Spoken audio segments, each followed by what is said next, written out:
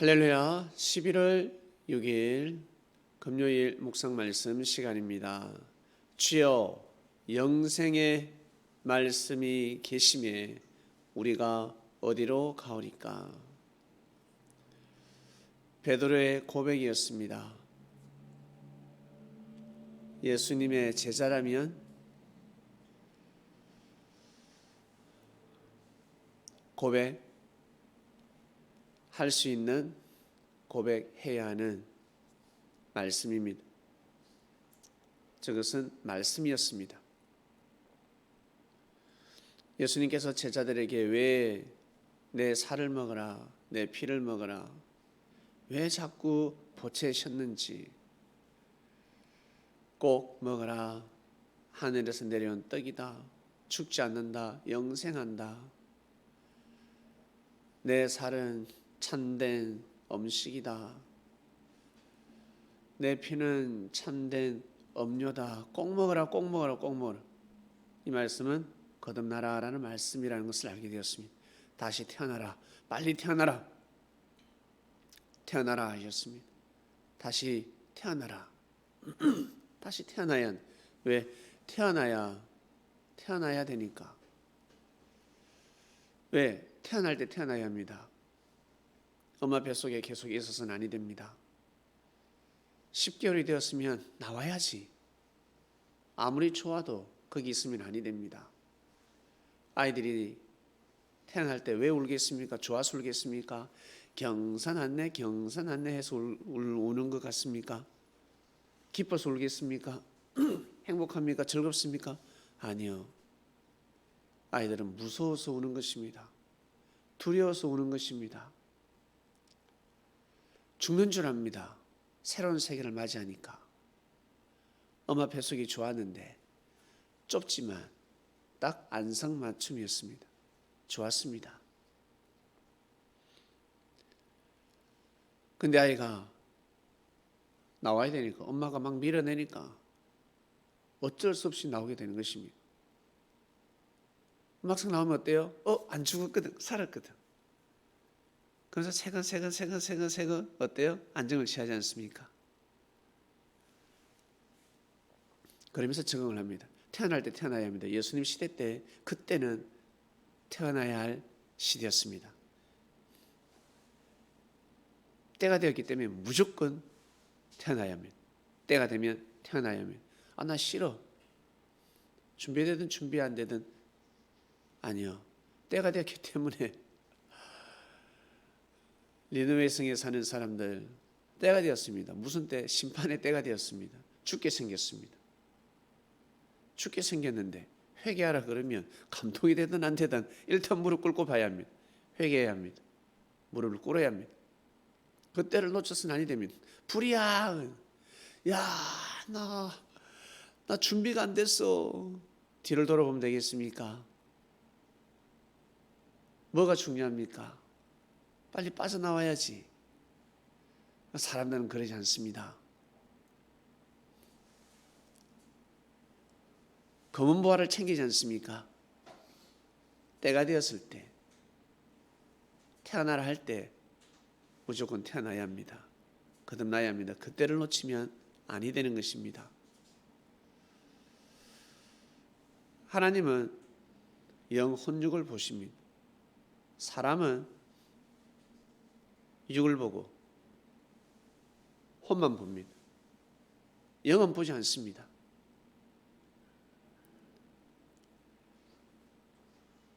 몸을 봅니다. 키가 큰지 작은지, 멋있는지 안 멋있는지, 나가서 건강한지 안 건강한지를 봅니다. 그리고 마음을 봅니다. 착한지 안 착한지, 그 전에 돈이 있는지 없는지, 돈을 많이 버는지 못 버는지, 학벌이 어떠한지, 그리고 나가서 착한지 안 착한지, 선을 추구하는지 추구하지 않는지, 그건 보지 않습니다. 정의로운지 정의롭지 않은지, 그것도 보지 않습니다. 그저 내 마음을 편하게 해주는지, 나하고 마음이 맞는지 보는 건 단순하죠. 그러나 하나님께서는 영혼육을 보고 저울질을 하십니다. 영혼육, 태어날 때 몸뚱아리가 이렇게 안 좋은데요, 나약하게 태어났는데요, 아픈데요. 하나님은 그것을 보시지 않습니다. 하나님 보시기에 육이 무엇일까? 하나님 보시기에는 바로 환경입니다. 그 사람이 거하고 있는 환경. 그럼에도 불구하고 기어서 올라오는지 안 올라오는지, 그리고 어려움에도 불구하고 어떠한 마음을 가지고 있는지, 좋은 환경인데도 불구하고 어떤 마음을 가지고 있는지. 그래서 리더자는, 하나님이 세우는 자는, 특히 선지자들, 어떤 사람을 뽑습니까? 영혼육을 보는 거예요. 세울 때 어떠한 환경에서, 그 환경에서, 시궁창에서, 마구간에서, 아니면 들에서, 초가집에서, 그러한 환경에서 태어났음에도 불구하고 불굴의 의지를 가지고 헤쳐나가는 것입니다. 이미 그 환경에서 태어났다는 것은, 하늘은 흙수저에서 태어났음에도 불구하고, 금수저에서 태어났다 할지라도 말만 금수저지 집안이 어렵지 않겠습니까? 어려움이 있지 않겠습니까? 남들이 보기에는 휘황찬란해 보여도 그 집은 불우한 집안이 있습니다. 그럼에도 불구하고 그 환경에서 온전한 정신을 가지고 건전한 마음을 가지고 헤쳐나갑니다. 하늘은 그것을 보시는 것입니다. 우리는 단순한지라 사람은 몸만 보지 않습니까?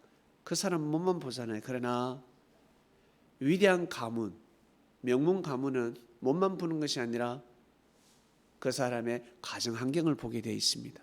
할아버지는 어떠하신 분인고, 부모님은 뭐 하시노 물어보는 거예요. 그럼에도 불구하고 이 아이가 이 정도다 그러면 부모님은 훌륭한 분이시다. 그럼에도 불구하고 네가 부모님 없이 네가 이렇게 성장했구나, 너 진짜 대단하다, 훌륭하다. 뛰어나신 어른들은 그런 사람을 귀하게 인재로 생각한다는 것입니다. 그리고 영은 무엇일까? 하나님을 경외하는 마음입니다. 진리를 추구하는 마음입니다. 먹고 사는데 진리는 아무 상관이 없습니다. 진리가 뭔 상관이 있습니까? 사람들은 그렇게 생각합니다. 진리. 하나님을 섬기는 게 뭔데? 신을 왜 섬겨야 돼? 그 먹고 사는데 뭐 문제가 있어? 교회를 왜 가야 돼? 예수님하고 예배를 왜 드려야 돼? 찬양은 왜 해야 되는데? 기도는 왜 해야 되는데? 회개는 왜 해야 되는데? 아니, 하나님을 왜 사랑해야 되는데? 형제를 왜 사랑해야 돼? 사람들은 그렇게 살아갑니다. 이것이 바로 영입니다. 영의 영혼육. 너무너무 중요한 것입니다. 어떤 사람이 머리가 되고 헤드가 될까? 각자 여러분 다 리더자의 삶을 살아갈 것입니다. 그러나 예수님께서는 제자를 뽑을 때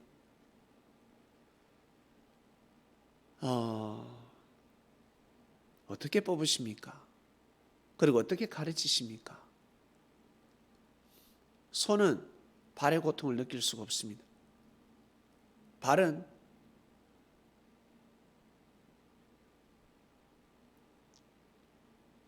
배, 오장육부의 고통을 느낄 수가 없습니다.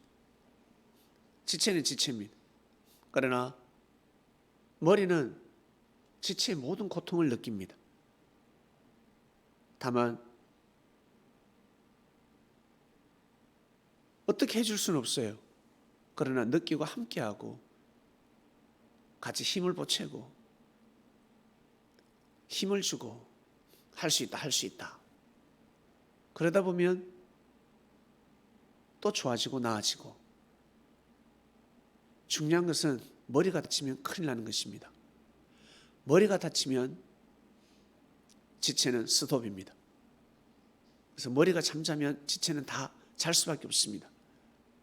그래서 예수님께서 거듭나라 거듭나라 태어나라 태어나라 빨리 내 살을 먹어라 내 피를 마셔라 제자들을 태어나게 하려고 머리로 태어나게 하시려고 부모가 자식 없이 아이를 탄생시키지 못하고 죽으면 대가 끊어지지 않습니까? 아이를 탄생시켜야 됩니다. 거듭나게 해야 합니다. 예수님께서 제자들을 탄생시켜야 되는 것입니다.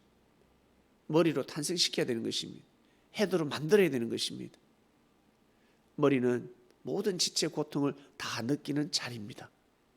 발가락, 이거 손톱, 뭐가 머리카락까지 머리카락 잘라도 여러분 고통은 느껴지지 않지만 머리카락이 얼마나 귀중합니까? 얼마나 소중합니까?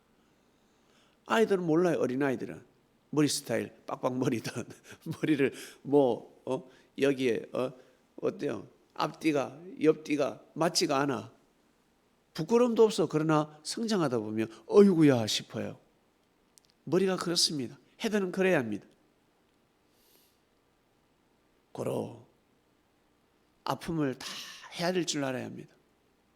품을 줄 알아야 합니다. 이해할 줄 알아야 합니다. 같이 느낄 줄 알아야 합니다. 그래서 예수님이 제자들을 뽑을 때 어떻게 뽑으십니까? 아주 밑바닥에서부터 기르시는 것입니다.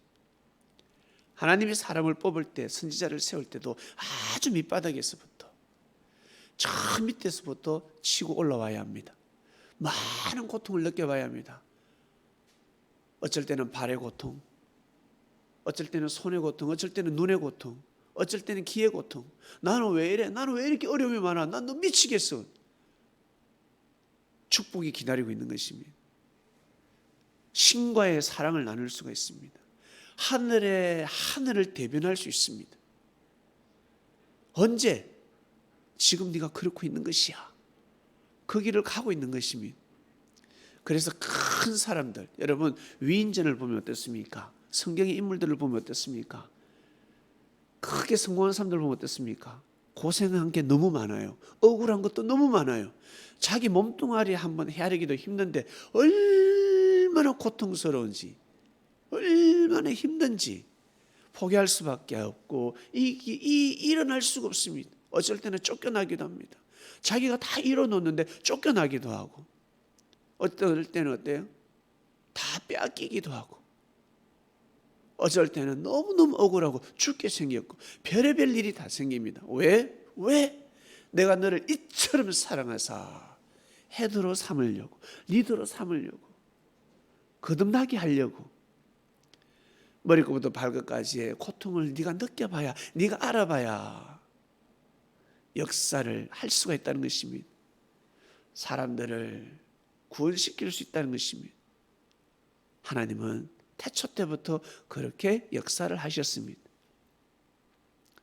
누구한테? 우리 개개인에게, 우리 사람들에게 거듭나게 하시려고. 그리고 예수님께서는 제자들을 빨리 자신의 피부치로 만드시려고 했습니다. 죽어도 같이 죽고 살아도 같이 살고. 그래서 베드로는 죽고자 했습니다. 예수님을 위해서 죽음도 서슴지 않았습니다. 그런 마음을 가지고 있었기 때문에 예수님께서는 베드로를 다시 거듭나게 했습니다. 다시 태어나게 해줬습니다. 네가 가야 할 길이 있다는 거예요. 나는 내가 가야 할 길이 있고 너는 네가 가야 할 길. 네가 가야 할 길을 가야 내가 너와 함께 할 수 있다는 것입니다. 예수님이 너는 내가 함께 하기를 원하지 않냐. 영원히 함께 하기를 원한다. 그래서 너는 그 길을 가라. 네 십자가를 지고 갈 때 내가 함께 할 수 있다. 그 십자가는 곧 나다 하시는 거예요. 나다. 베드로야, 네가 짊어지는 그 십자가는 곧 나다. 그 십자가를 짊어져야 내가 함께 할 수 있다. 시인하라. 닭이 3번 울 것이다. 반드시 닭이 3번 울어야 돼. 부인하라. 역사가 그리 여러분 진행되었습니다. 이번 주 말씀, 주여 영생의 말씀이 계심에 우리가 어디로 가오리까? 우리는 이 시대 너무나 편안한 시대입니다. 너무나 좋은 시대에 태어났습니다. 우리 손으로 대통령을 뽑지 않습니까?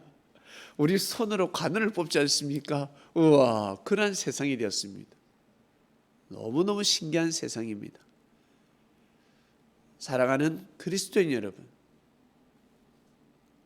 힘들고 어려울 때마다 예수님을 생각하시고, 그리고 예수님의 제자들의 노정을 생각하시고, 그 삶이 곧 우리의 삶이라는 것입니다. 힘들지 않습니까? 어렵지 않습니까? 일이 잘 풀리지 않을 때도 있지 않습니까? 고통스럽지 않습니까? 억울하지 않습니까? 원통하지 않습니까? 그럴 때마다 슬프지 않습니까? 외롭지 않습니까? 그럴 때마다 역사의 산증인데, 역사에 기록된, 생명록에 기록되어 있는 그 부족하고 부족한 예수님의 제자들의 삶을 볼 때 여러분, 아멘, 아멘, 아멘. 다시 거듭나는 삶을 살 수 있는 것입니다. 주여 영생의 말씀이 계심에 우리는 어디 갈 수 없습니다. 기도하시겠습니다. 사랑하는 하나님 아버지, 감사합니다. 감사하고 또 감사합니다. 다시 우리는 고백합니다. 예수님, 영생의 말씀이 계심에 우리가 네게로 가오리까? 오직 주의 말씀 앞에 무릎을 꿇습니다. 주님께서 하나님 앞에 무릎을 꿇듯이 저희들은 예수님 앞에 무릎을 꿇습니다. 주여, 우리의 마음을 받아주소서. 그런 고백을 하며 살아가는 이 시대 그리스도인이 되었습니다. 감사합니다. 오늘도 귀한 삶이 되길 원합나이다. 이 모든 기도 사랑하는 예수님의 이름으로 기도드립니다. 아멘.